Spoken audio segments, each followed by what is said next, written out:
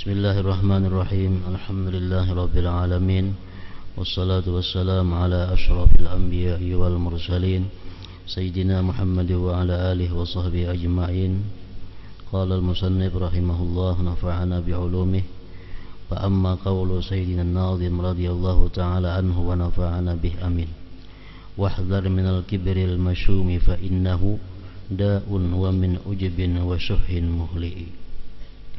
Al-kibru i'tizazun wa 'azamatun bin nafsi bisabab i'tiqadi rutbatiha fawqa rutbati ghairiha, wa huwa nafkhatul kibriya alladhi warada at-ta'awwudu minha fi qawlihi alayhi salatu wassalam, a'udzu bika min nafkhatil kibir.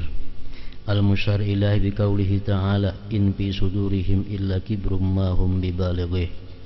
Fal kibru khuluqun wa sifatun lin-nafs, والتكبر إظهار تلك العظمة التي هي صفة النفس على الجوارح والعمل بمقتضاها في نفسه بسبب، وكونها إلى هذه العقيدة باستحقار الغير والترفع عنه واستبعاد تقصيره في قضاء حوائجه والتعنيف عند الوعظ والاستنكاف من الاتعاظ وغير ذلك من ثمرة الكبر مما لا يكاد يحصى، مما يكل الانفكاك عنه حتى من العلماء والزهاد والعباد فضلا عن العوام وأهل العناد.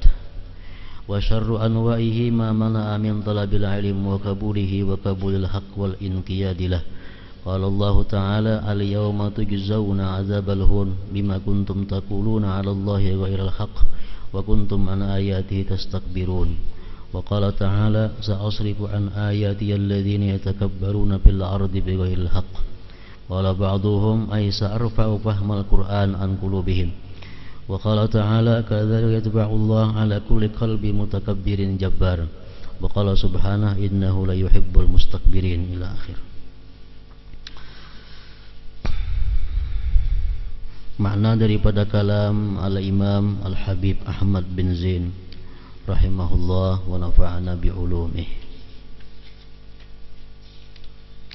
Sombong, ujub dan kikir. Wahzar minal kibril masyumi fa innahu da'un wa min ujbi wa syuhim muhli'i. Waspadalah sifat sombong yang tercela. Sesungguhnya sombong itu penyakit. Begitu pula berbangga diri, ujub, juga kikir yang rakus.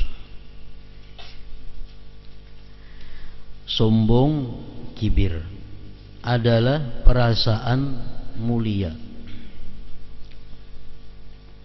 Perasaan mulia dan agung yang terdapat dalam diri karena meyakini dirinya lebih mulia dari orang lain.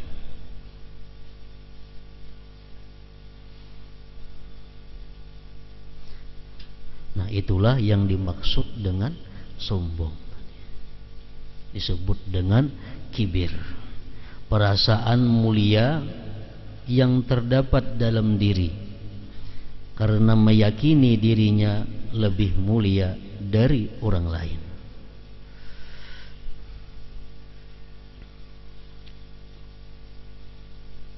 Jadi andaknya sifat kibir itu adalah di dalam hati. Buahnya kibir adalah takabur, itu sudah nampak pada anggota zahir kita.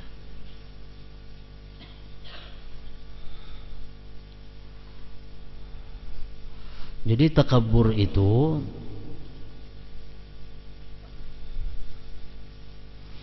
ada beberapa macam yang dimasukkan di dalam takabur ini. Yang pertama, ayyara li nafsihi martabatan wala martabata li ghairi. Dia melihat bahwa dirinya itu punya martabat. Dia melihat bahwa dirinya itu punya kemuliaan, kebesaran. Sedangkan orang lain tidak ada martabat. Ini termasuk takabur. Nang punya martabat itu hanya aku. Yang mulia itu hanya aku. Baik dalam lingkup besar atau lingkup yang kecil. Lingkup besar umpamanya kabupaten ini paling mulia aku. Itu lingkup termasuk besar. Yang lebih kecil, sarumahan ini paling mulia aku. Padahal di rumah itu berdua bertiga aja orangnya. Itu pun termasuk takabur. Makanya ada hadis Rasulullah yang menjelaskan bahwa ada orang yang nantinya takabur, padahal orang yang di bawahnya cuma 2-3 orang. Ya macam tadi, ini berada di suatu rumah, ini berada di suatu asrama, di suatu kamar, nah orangnya mungkin berempat berlima, ini merasa lebih mulia daripada yang kelima-limanya atau kedua-duanya, ketiga-tiganya itu.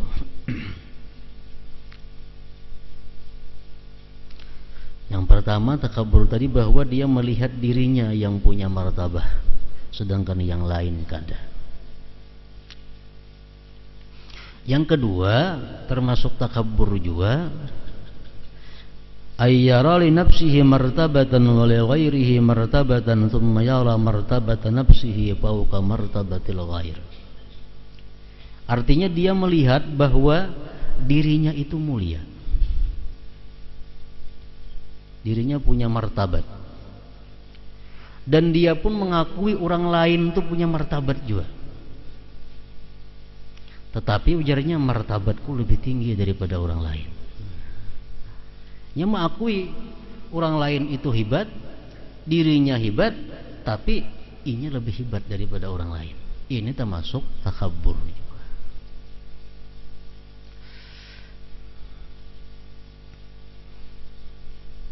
Yang ketiga, ayyara li nafsihi zullan wa li ghairihi zullan thumma yara ghairahu adzalla min nafsi. Yang ketiga ini dia melihat bahwa dirinya ini hina, dirinya ini adalah hina, orang lain pun hina, dan dia melihat orang lain lebih hina daripada dirinya. Nah ini takabur juga. Aku merasa banyak dosa, merasa banyak keliru, banyak salah. Orang lain pun nggak itu juga. Cuma asal aku pikir-pikir jahat orang lain lagi pada aku. Nah perasaan seperti itu adalah takabur juga.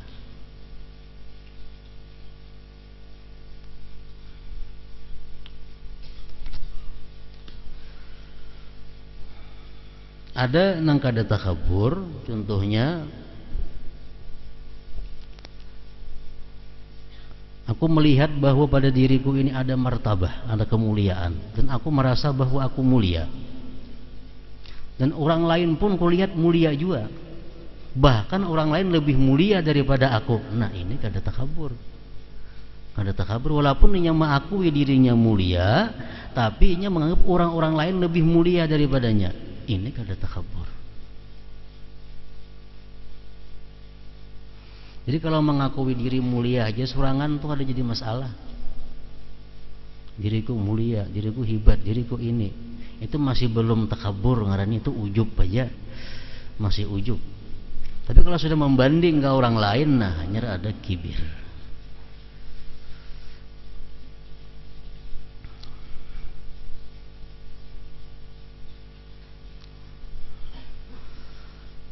Sombong, kibir adalah perasaan mulia dan agung yang terdapat dalam diri karena meyakini dirinya lebih mulia dari orang lain. Perasaan lebih mulia dari orang lain ini dihasilkan oleh hembusan kesombongan yang tersebut dalam doa Rasulullah sallallahu alaihi wasallam berikut ini, a'udzubika min nabkhatil kibir. Ujar Nabi berdoa, aku berlindung kepadamu hai Tuhan dari hembusan kesombongan. Hembusan kesombongan.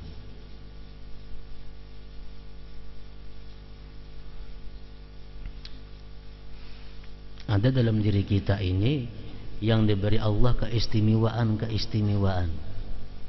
Nah, keistimewaan yang diberikan Allah kepada diri kita itu, apabila kita lupa bahwa itu adalah nikmat Allah, itu menghembuskan kesombongan. Nah, makanya Nabi kita berlindung daripada hembusan kesombongan. Keistimewaan yang diberikan Allah kepada kita, bila kita lupa bahwa itu anugerah Allah, bahwa itu adalah milik Allah, bahwa itu adalah pinjaman yang sewaktu-waktu bisa ditarik oleh Allah, kita lupa itu, nah keistimewaan tadi bisa menghembuskan kesombongan. Nah, Nabi kita berlindung daripada hembusan kesombongan.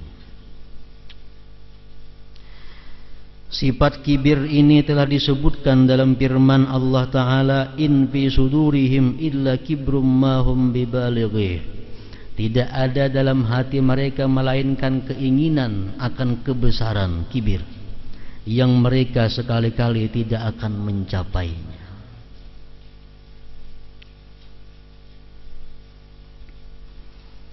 Sombong, kibir merupakan sifat dan perilaku nafsu. Sedangkan takabbur adalah menampakkan sifat kebesaran yang merupakan sifat nafsu tadi, menampakkannya atas anggota. Takabbur itu sudah takaluar. Takabbur sudah taka muntung, taka telinga, taka mata, taka tangan, taka duduk, taka berdiri, taka berjalan, taka berpakaian, itu sudah takabbur. Tapi kalau masih kibir, itu masih dalam hati.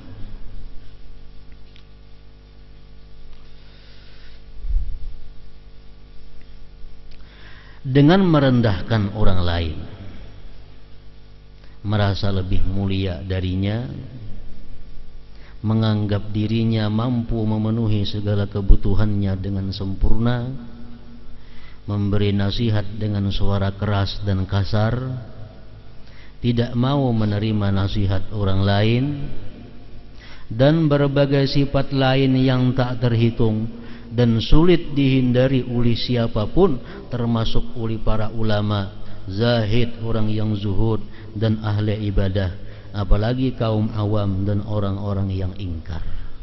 Jadi sifat kibir, sifat kesombongan ini adalah sifat yang bisa masuk kepada siapapun, baik itu kepada orang yang ahli ibadah, baik itu kepada orang yang zuhud, baik kepada orang yang alim, atau kepada siapa saja. Makanya Rasulullah mengajarkan, Allahumma inni a'udzubika min nabkhatil kibir. A'udzubika min nabkhatil kibir. Aku berlindung dengan engkau daripada hembusan kesombongan itu.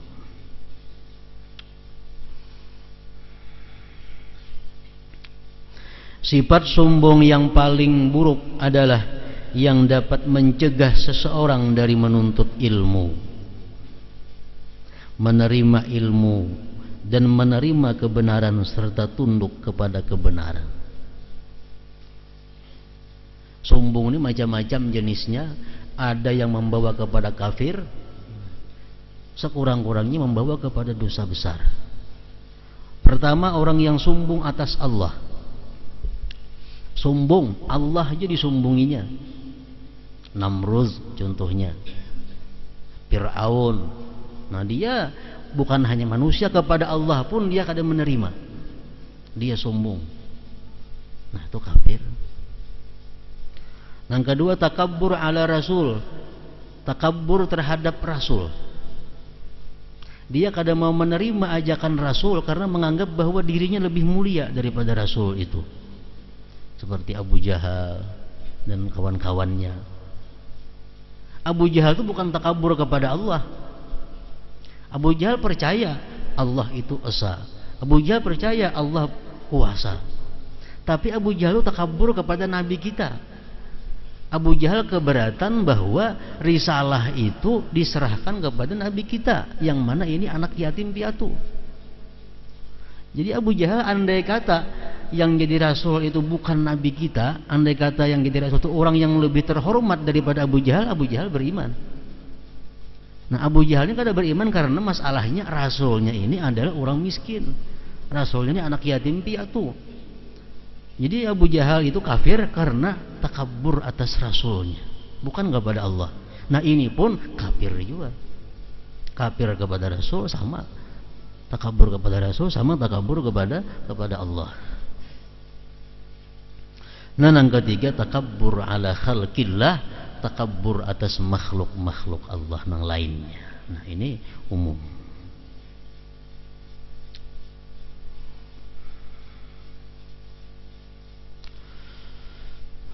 Allah Ta'ala mewahyukan al-yawma tujzawna azabal hun bima kuntum taqulun 'ala Allahi ghairal haqq wa kuntum an ayatihi tastakbirun.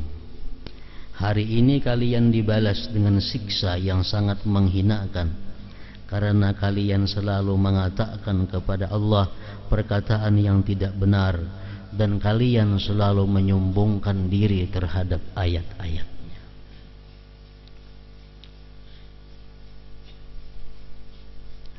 Sa'asrifu an ayati alladzina yatakabbaruna fil ardi bighairil haqq. Akan kupalingkan dari ayat-ayatku mereka yang menyombongkan diri di muka bumi ini tanpa alasan yang benar. Memang kadang-kadang dalam satu kesempatan kita dibolehkan takabur, bahkan dianjurkan untuk takabur. Kita dianjurkan takabur ini adalah dalam rangka menghadapi orang yang takabur.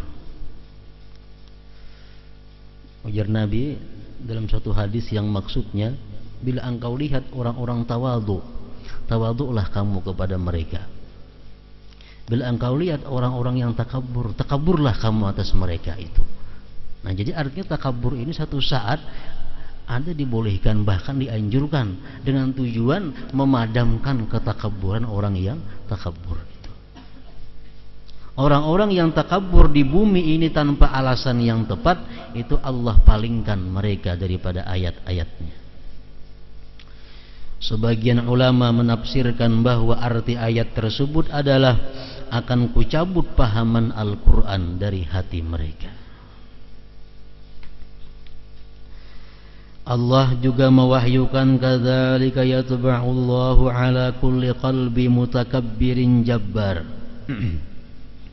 Demikianlah mengunci hati, demikianlah Allah mengunci hati orang yang sombong dan sewinang-winang. Innahu la yuhibbul mustakbirin. Sesungguhnya Allah tidak menyukai orang-orang yang sombong.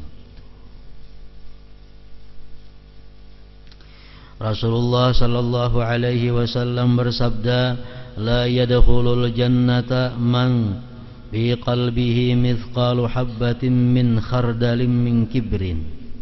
Tidak akan masuk surga orang yang dalam hatinya terdapat sifat sombong walau hanya seberat atom. Artinya orang ini punya sifat sombong dan dia kada tobat sampai dia mati. Nah, orang ini kada akan bisa masuk surga kecuali dalam proses, dalam hitungan, dalam hukuman terlebih dahulunya. Bukan kada masuk surga sama sekali, kada. Artinya la yadkhulul jannah, tidak masuk surga beserta orang-orang yang dahulu. Ini lambat masuk surganya. Orang yang dalam hatinya ada seberat zarrah. Hadis riwayat Muslim, Tirmizi dan Abi Dawud. La yadkhulul jannata jabbarun wala bakhilun wala sayyi'ul malakah. Tidak akan masuk surga seorang penindas, jabbar, penindas. Artinya orang yang sekehendaknya berkuasa semaunya tanpa mengindahkan hak-hak orang lain. Belinya hendak mesti jadi, orang rela kah kada kah mesti diambilnya. Ini jabbar. Wala bakhil, dan juga tidak pula seorang yang bakhil, kikir, kada akan masuk surga. Kenapa? Sebabnya orang kikir ini kada masuk surga karena orang kikir ini dia kada mustahil memakan harta orang. Kada mustahil orang kikir ini adalah mengurangi takaran. Kada mustahil orang yang kikir ini mengurangi timbangan, ukuran. Kada mustahil orang yang kikir ini mengangkat ampun orang karena dia kikir. Dan yang ketiga, yang berperangai buruk terhadap bawahannya. 3 orang itu la yadkhulul jannah, ujar Nabi. Artinya kada masuk surga dengan mudah. Kada masuk surga dengan mudah, tapi melalui tahapan-tahapan yang berat. Hadis riwayat Ahmad, Tirmidzi dan Ibnu Majah. Yuhsyarul jabbarun wal mutakabbirun yaumal qiyamah fi suratiz dzar yata'uhumun nas lihawanihim 'ala Allah azza wa jalla. Orang-orang yang suka menindas dan sombong kelak di hari kiamat akan dihalau mulai kuburnya, artinya sampai ke mahsyar, dihalau dalam rupa yang sangat kecil, bentuk tubuh yang sangat kecil. Kemudian umat manusia akan berjalan menginjak-injak mereka. Semua itu karena hinanya mereka dalam pandangan Allah azza wa jalla. Hadis riwayat Bazzar. La yanzurullah ila rajulin yajurru izarahu batara wa fi riwayatin yajurru izarahu khuyala. Artinya Allah tidak akan memandang seseorang. Maksud memandang dengan pandangan rahmah. Allah tidak akan memandang seseorang dengan pandangan kasih sayangnya. Seseorang yang menarik kain sarungnya, maksudnya menyirit kain sarungnya atau celananya atau gamisnya atau jubahnya karena sombong. Dan pada riwayat lain menarik kain sarungnya, menyirit kain sarungnya karena angkuh. Artinya orang laki-laki khususnya, maksudnya ini laki-laki, ila rajulin, kepada laki-laki yang mana dia memakai sarungnya itu lewat daripada mata kakinya, memakai gamis lewat daripada mata kakinya, buku lalinya, memakai celana salawar lewat daripada mata kakinya. Dia lakukan yang demikian itu karena dia sombong. Nah, ini yang Allah tidak memandangnya dengan pandangan rahmah. Ini kada mau makai salawar itu nangka atas pada buku lali. Betapa kada mau ke atas pada buku lali. Kenapa? Supan. Nah, mesti ke bawah buku lali. Nah, ini khuyala, sombong. Ini haram.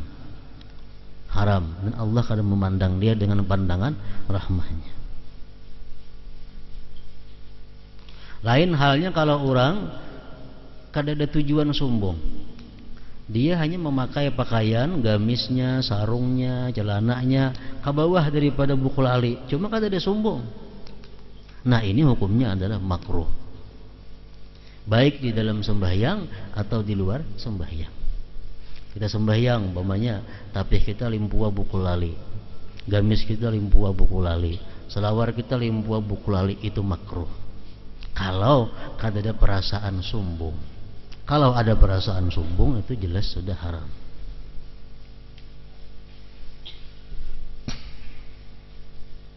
Hadis Nabi mengatakan, maka na asfala minal ka'bain fahuwa finnar. Pakaian laki-laki nang di bawah daripada 2 mata kaki itu adalah neraka. Itu adalah neraka. Di atas apa di bawah daripada buku lali. Hadis Rasulullah mengatakan, wala yaqbalullah salata rajulin musbilan izarah. Allah tidak akan menerima sembahyang seseorang laki-laki yang mana tapihnya, gamisnya atau selawarnya di bawah daripada buku lali. Nah, itu masalah diterimanya. Kalau masalah hukumnya adalah makruh. Kenapa makruh? Karena itu adalah pakaian atau perilaku orang-orang yang sombong. Berbalikannya bini-bini. Nah, kalau bini-bini itu sangat dianjurkan pakaian itu panjang, kalau perlu sampai tapair ke tanah. Itu sangat dianjurkan, bahkan diwajibkan. Bini-bini itu pakaiannya mesti di bawah daripada buku lali. Nah, lalakian di atas daripada buku lali. Ada muntah balik babinian nang ke atas buku lali, lalakian nang tak ulur ke aspal.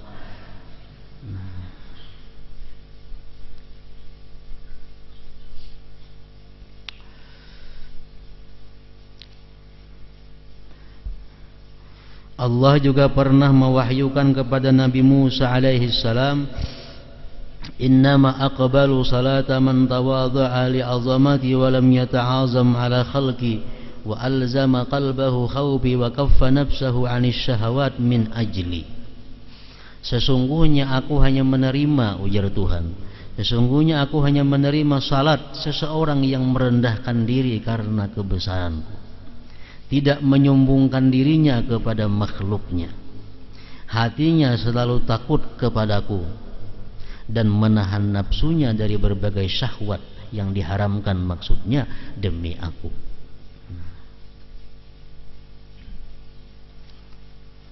Jadi Allah kadang menerima sembahyang orang yang sombong. Allah kadang menerima orang yang sembahyang dalam hatinya kadang ada takut kepada Allah.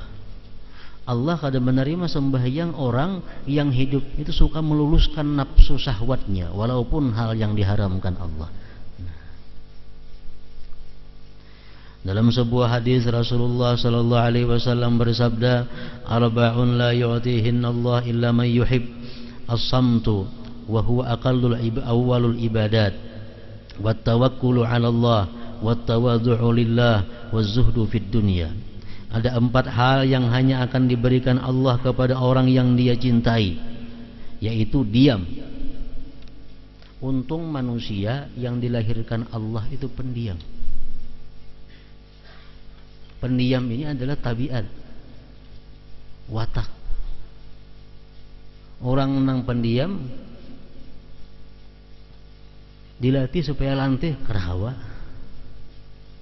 Memang dari dalam parutnya lahir sudah pendiam. Kadakawa diajak bepandir terus kadakawa. Nah, orang yang diciptakan Allah pamandir itu pun kadakawa diajak berdiam.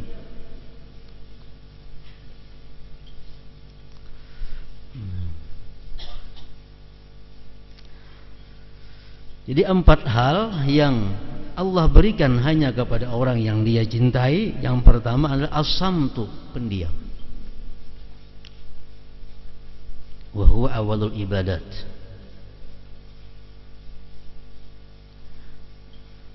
Diam yang merupakan awal ibadah. Yang kedua tawakal kepada Allah. Ketiga rendah hati, tawadhu karena Allah, dan zuhud pada dunia. Hadis riwayat Tabarani dan Hakim. Yusuf bin Asbat berkata, sedikit sifat wara dapat menyamai banyak amal. Artinya beramal sedikit, cuma berdasarkan wara amal jadi banyak. Dan sedikit tawadhu dapat menyamai usaha yang besar dalam beribadah. Ketika ditanya tentang tawadhu, Fudail menjawab, tawadhu adalah tunduk dan patuh pada kebenaran. Sekalipun kebenaran itu muncul dari anak kecil, kamu akan tetap menerimanya. Itu adalah tandanya orang yang tawadhu. Sedangkan tawadhu itu sifat hati. Tawadhu ini sama lawan takabur, kibir. Kibir itu sifat hati, tawadhu pun sifat hati. Kalau kibir merasa bahwa diri lebih baik daripada orang lain, sedangkan tawadhu itu merasa bahwa diriku hina atau tidak lebih baik daripada orang. Nah, bila kita merasa bahwa diri kita tidak lebih baik daripada orang lain, mau tuh menerima kebenaran, sekalipun kebenaran itu muncul dari anak kecil, kamu akan tetap menerimanya. Al-Hasanul Basri berkata, tawadhu adalah kamu menganggap setiap muslim yang kamu temui lebih utama darimu. Itu arti tawadhu. Menurut Hasan Basri, arti tawadhu itu adalah kamu menganggap setiap muslim yang kamu temui itu lebih baik daripada kamu.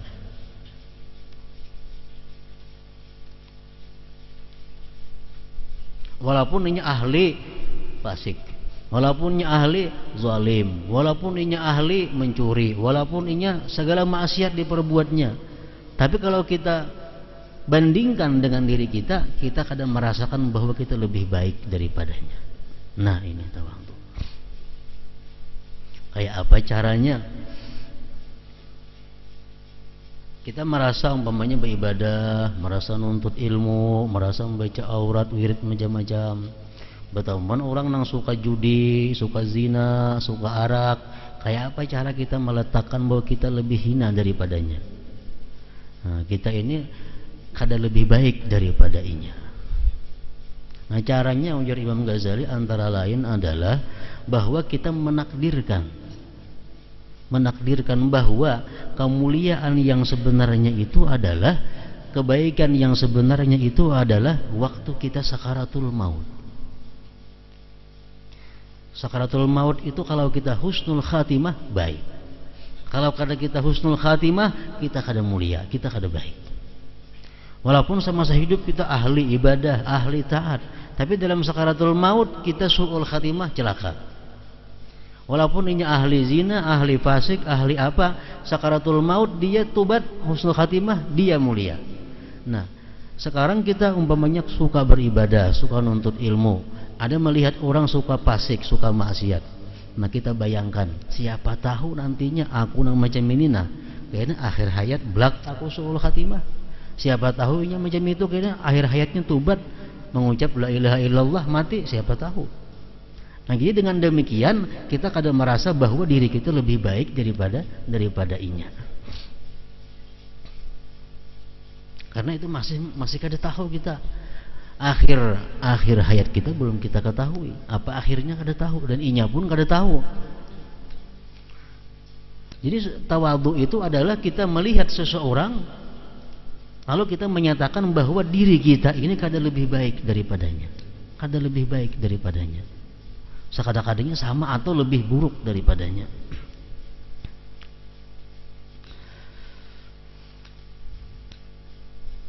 Abu Yazid berkata, selama seseorang mengira ada makhluk Allah yang lebih buruk darinya, maka ia adalah seorang yang sombong. Maksud aku nih jadi terima Allah doa, inya pulang begini umpamanya. Nah, sawat aku yang kada diterima Allah, doa kada kabul, apalagi ikam. Nah, ini berarti merasa bahwa diri kita lebih mulia di sisi Allah daripada orang. Ini sombong, sudah jelas.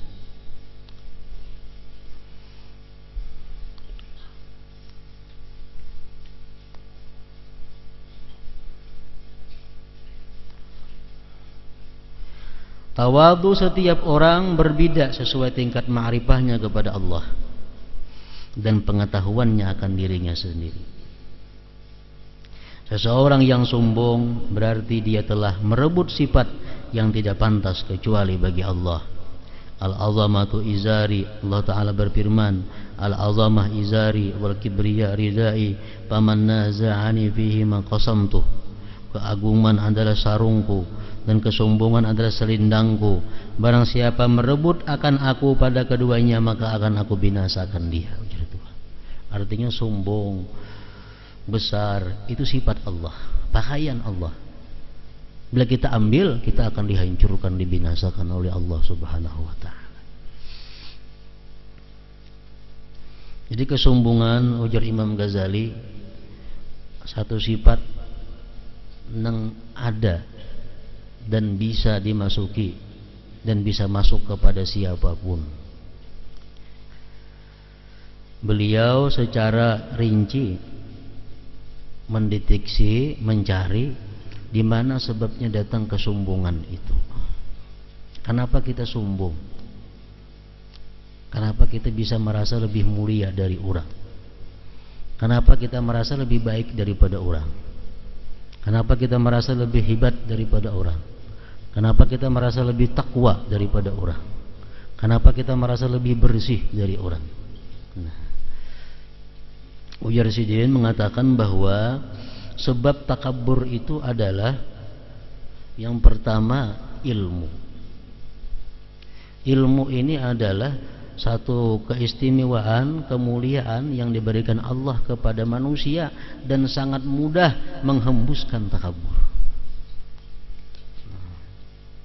Orang yang punya ilmu, orang yang punya ilmu ini, kalau dia kadang menyadari bahwa ilmu itu adalah anugerah Allah, dia akan ujub. Dan ujub itu akan berkembang menjadi merasa mulia, merasa besar karena dia punya ilmu. Dia menganggap bahwa semua orang itu berhak melayani dia.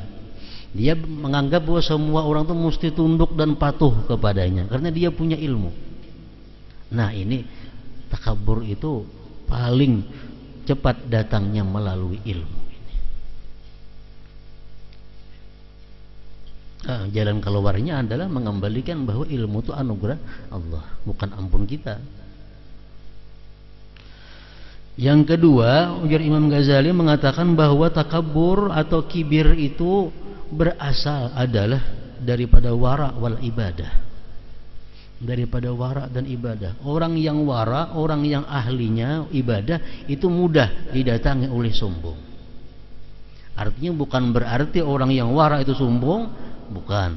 Orang ahli ibadah sombong, bukan. Cuma orang yang wara ini, orang yang ahli ibadah ini sangat mudah didatangi sifat kesombongan. Jalur situ lewat situnya sombong datang. Karena wara ini orang yang membersihkan diri dari segala yang haram dan syubhat. Dia mudah mencap orang lain kotor. Dia mudah mencap orang lain fasik. Dia mudah menganggap orang lain itu kada hati-hati. Nah, ini orang bahayanya orang wara kalau kada didampingi dengan ilmu yang cukup. Merasa itu fasik, kok udah mau ikut nanti jadi imam. Nah, ini akibat apa? Akibat dia belajar wara tanpa didampingi ilmu yang benar. Belajar kan masalah wara, halal haram apa. Orang di perutnya ada haram, sembahyang kada diterima, ini kada diterima, bajunya ada haram kada diterima. Kita belajar itu wara kita hati-hati dalam hal ini. Kalau kita hati-hati ini, kita kada ada keseimbangan ilmu, ini mudah datang sombong. Sombongnya apa? Menganggap orang lain itu selalu rigat, menganggap orang lain selalu kada apik. Itu jadi imam atau pegawai kawa pasik itu. Ini orang nang wara. Lihat itu jadi imam, oh itu lor handap rajin pada mengikut. Padahal kita melihat orang jadi imam. Jadi imam itu orangnya fasik. Lalu kita kada jadi mengikut. Kita merasa adil. Nah, kita merasa diri kita adil, sudah satu sifat takabur yang masuk ke dalam diri kita melalui wara ini.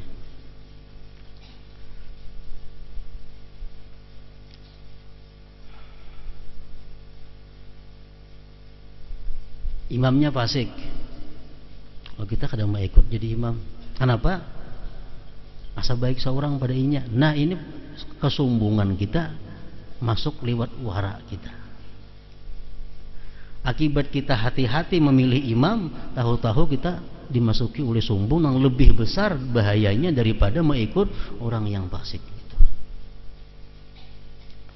Ada sebagian ulama aulia lagi dalam manakib-manakibnya, beliau sembahyang dimanapun, di belakang siapapun, imamnya siapapun, sidin ikut. Asal jangan bid'ah. Bid'ah ini artinya kayak Mu'tazilah, Syiah dan lain-lainnya, itu bid'ah. Orang fasik, sidin ikut. Mungkin murid, guru tuh orang ini tuh fasik. Mungkin sidin tuh fasik aku, kalau aku pada inya. Inya fasik paling-paling masalah warhandap. Fasik paling-paling mencuntan penurang, mun fasik ampun kuni banyak menengkiam kada tahu dalam hatiku. Nah, kalau kita berprinsip demikian, siapapun jadi imam tidak ada masalah. Asal kita prinsip bahwa diri kita ini adalah fasik, diri kita orang nang jahat, orang nang hina, siapapun jadi imam tidak ada masalah. Bila kita merasa diri kita ini adil, merasa diri kita ini bersih, kalau berpilih jadi imam, timbul kena masalah di kampung bahubalan. Akibat napa? Akibat mulai datangnya di wara ini. Jika kita mengandak diri kita bahwa diri kita adalah orang yang paling fasik di antara manusia, diri kita orang yang paling jahat di antara manusia, siapapun yang jadi imam tidak ada masalah. Macam Fudail bin Iyad, para aulia-aulia yang lainnya, mereka mengatakan bahwa setiap malam mereka tadabbur, tafakkur kepada Allah, mereka mengaku bahwa mereka lah orang yang paling jahat di muka bumi ini. Mereka lah orang yang paling zalim di muka bumi ini. Mereka orang yang paling fasik di muka bumi ini. Andai kata Fudail ini mati, kada akan turun lagi bala dalam dunia ini. Ini bala turun karena Fudail masih hidup lagi. Jika aku ini mati, damai umatnya semua. Padahal ini orangnya aulia Allah subhanahu wa ta'ala. Nah ini tawadhu'nya orang-orang wali, demikian.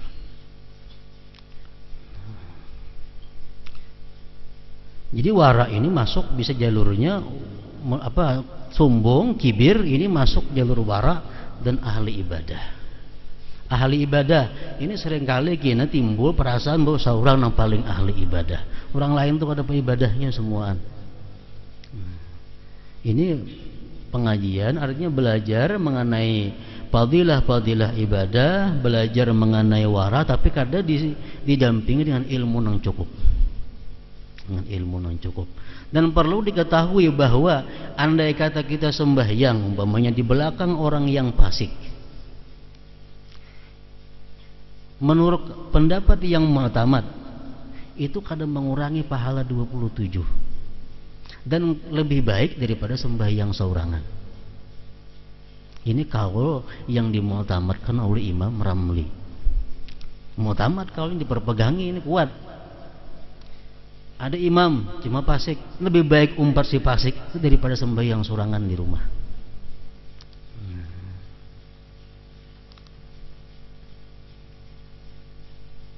Imam pilat nyambat terak kada kawa. Kita orang sempurna, bila mengikutinya. Kita ra, imam ra. Imam ra, kita ra, kita kada kawa mengikut kok. Karena terpasih kita bacaan. Nah, imamnya pilat, kita kada. Kalau imamnya pilat, kita pilat bang. Kita ra, imam ra, boleh jadi ikutan kedua-duanya, ada masalah. Ada mengurangi. Nah, kalau imamnya fasik, kita menganggap diri kita fasik, adalah masalah. Kan ada masalah. Yang jadi masalah kalau kita menganggap kita ini suci, kita ini wara, kita ini anak, ini yang jadi masalah. Andak diri kita di bawah. Nah, andak diri kita di jahat. Jangan andak diri di mulia, lalu nyaman. Lalu nyaman.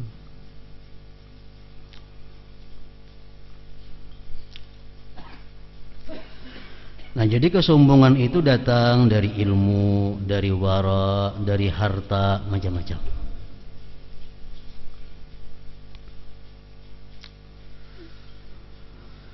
Seluruh makhluk Allah, seluruh makhluk adalah hamba Allah. Allah berhak untuk sombong dan mengagungkan dirinya kepada mereka. Sedangkan seorang hamba tidak berhak bersikap demikian terhadap sesamanya. Allah memberikan pelajaran kepada kita dengan alam. Hadis Nabi mengatakan, "Wa man takabbara wada'ahullah." Orang yang sombong pasti kalah. Orang yang sombong pasti dihantam oleh Allah. Orang yang sombong pasti ada kena suatu saat datang yang mengalahkannya. Itu sudah fitrah alam. Kayak apapun haratnya makhluk, kayaknya ada yang mengalahkannya. Jadi dalam satu kitab Mawa'is disebutkan Allah menciptakan bumi. Nah, bumi kan rata bagus. Bumi diciptakan Allah rata. Bumi sombong. Diciptakan Allah rata, bumi angkuh. Akhirnya diletakkan Allah gunung-gunung di bumi itu. Akhirnya bumi jadi kada rata lagi. Nah, situ kamari gunung, situ kamari gunung. Nah, akhirnya gunung mengalahkan bumi. Gunung pun berbangga. Gunung sombong. Nah, jar gunung wahai bumi, karena asalnya rata, dapatnya aku wah ini kada karuan lagi jadinya. Allah menciptakan hadid, menciptakan besi. Besi ini punya kemampuan meruntuh gunung. Jadi gunung na asalnya takabur, datang besi, dipecah-pecahnya oleh besi tahambur waktu itu kamari gunung ini. Itu fitrah alam. Allah mengajari kita orang yang sombong. Wasi sombong kepada gunung, jar wasi, nah gunung ikam naharat tadi dapatnya aku apa? Waktu itu kamari jadinya Allah ciptakan api. Kayak apa aja kuatnya wasi, dapatnya api. Luluh wasi ini tuh. Luluh lagi wasi.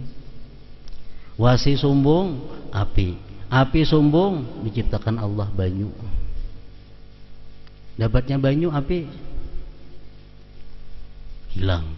Kata ada kisahnya lagi. Banyu sombong, diciptakan Allah awan. Awan membawa banyu kemana-mana. Banyu kalau berdaya dapatnya awan. Masih itu kemari. Awan pun mengalahkan banyu.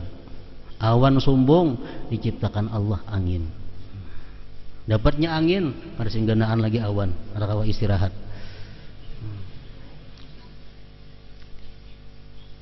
Angin diciptakan Allah.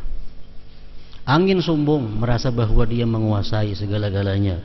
Allah ciptakan manusia dengan akal pikir, sehingga manusia bisa membangun suatu bangunan yang anti angin.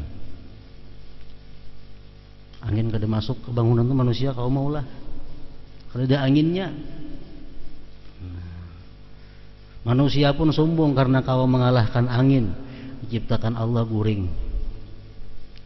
Kayak apa jagaunya manusia, bila datang guring, lintuk manusia. Naum. Si guring pun merasa sombong karena kau mengalahkan manusia. Diciptakan Allah garing. Orang garing kau lah guring, kalah kau guring. Garing pun sombong, diciptakan Allah maut mati. Datang mati, hilang garing. Ujar ulama dalam pengarang kitab Mawa'is itu adalah pelajaran Allah. Andai kata kita baca bahwa man takabbara wada'ahullah, orang yang sombong pasti akan dikalahkan, dihinakan oleh Allah Subhanahu wa ta'ala.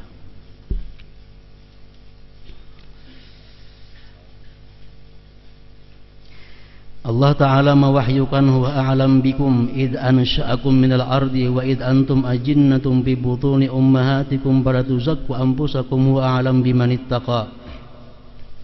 Dia lebih mengetahui keadaan kalian ketika dia menjadikan kalian dari tanah dan ketika kalian masih berupa janin dalam perut ibu kalian. Allah nang tahu kita ini kemana kainanya, itu Allah nang tahu. Maka janganlah kalian mengatakan bahwa diri kalian suci. Arti mengatakan itu dalam hati, diucapkan di muntung itu kaliwatan sudah. Aku paling suci itu kaliwatan bungulnya. Dalam hati aja kita merasa bahwa diriku itu lebih baik daripada si A, diriku lebih suci daripada A. Dalam hati kita sudah sifat kibir. Janganlah kalian mengatakan bahwa diri kalian suci. Dialah yang paling mengetahui terhadap siapa orang yang bertakwa. Ambillah pelajaran dari kisah terkutuknya iblis karena kesombongannya dan peristiwa yang terjadi antara seorang yang saleh dari Bani Israel dan seorang penjahat. Orang yang saleh itu begitu melihat ini orang jahat datang, berjauh, takutan. Kalau kopinya bala turun. Ini orang yang ahli ibadah di Bani Israel, ahli taat kepada Allah. Datang kepadanya orang pencuri, orang jahat. Orang jahat ini ikut pengajian si orang saleh ini. Orang saleh, orang ahli ibadah, pengajian. Umpat di ujung sana ada duduk juga orang pencuri, orang jahat di Bani Israel. Lalu jadi si tuan guru saleh ini, "Kamu siapa umpat juga ke sini kan apa? Kamu jauh, kena turun bala di sini gara-gara ikam." Akhirnya Allah mewahyukan kepada Nabi waktu itu bahwa katakan kepada si tuan guru itu, katakan kepada seorang pencuri tadi, mulai sekarang amal ibadahnya nol kedua-duanya. Siapa nak untung? Maling tadi untung nol juga amal ibadahnya. Jadi mulai sekarang kita mulailah beramal kedua-duanya, karena yang dulu semua nol langsung dihapus kedua-duanya. Nah orang saleh yang rugi, yang berapa tahun beribadah jadi nol juga, orang maling jadi nol, untung. Yang terjadi antara seorang yang saleh dari Bani Israel dan seorang penjahat. Dalam sebuah hadis dikatakan kafa bil mari isman ayyah kira akhahul muslim. Cukup alasan untuk menimpakan dosa kepada seseorang jika ia merendahkan saudaranya sesama muslim. Hadis riwayat Muslim. Barang siapa meyakini bahwa dirinya lebih baik dari hamba Allah lainnya, maka ia telah menggugurkan amalnya. Orang tersebut bodoh karena merasa aman dari makrullah, daripada perdayaannya, tipu daya dari Allah Subhanahu wa ta'ala. Hingga situ ketahuilah bahwasanya